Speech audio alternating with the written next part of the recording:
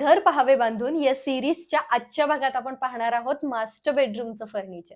नमस्कार, मी सायली, तुमची जवळची मैत्रीण. मी काउन्सिलर आहे आणि नुकताच आम्ही नव्या घरामध्ये शिफ्ट झाल्यामुळे नव्या घराच्या इंटेरियरची खास सिरीज मी तुमच्यासाठी सुरू केलेली आहे.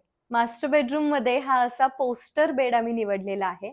हा पूर्ण सिसमचा आहे. या बेडची प्राइस 35,000 आहे.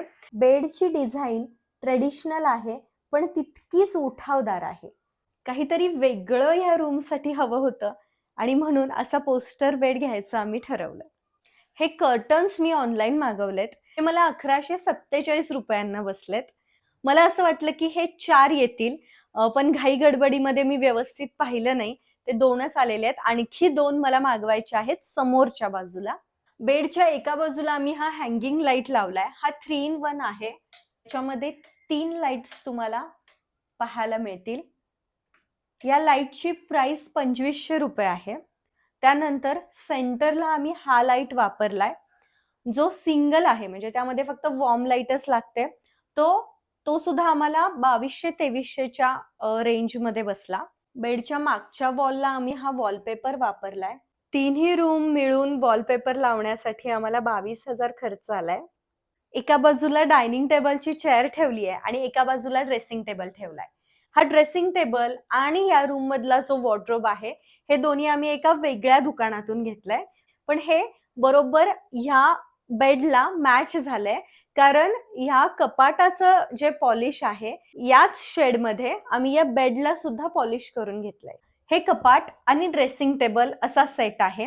गेस्ट रूम, मास्टर बेडरूम मधली दोन्ही कपाटं आणि दोन्ही ड्रेसिंग टेबल या चारही वस्तू आम्हाला 1,27,000 मध्ये मिळाल्या. स्लायडिंग डोअरचं कपाट घेतलेलं आहे. आम्ही कोणत्याच रूम मध्ये लाफ्ट मुद्दाम केलेलं नाहीये, कारण जितकं आपण स्टोरेज वाढवू तितका घरामधला पसारा किंवा घरामधलं सामान हे वाढत जातं. हे पडदे 1,000 रुपयांना मिळाले. 2 सेट आहेत. पांढरा रंग आहे. पडद्यावरती जे डिझाईन आहे ते ग्रीन येलो या शेड मध्ये आहे.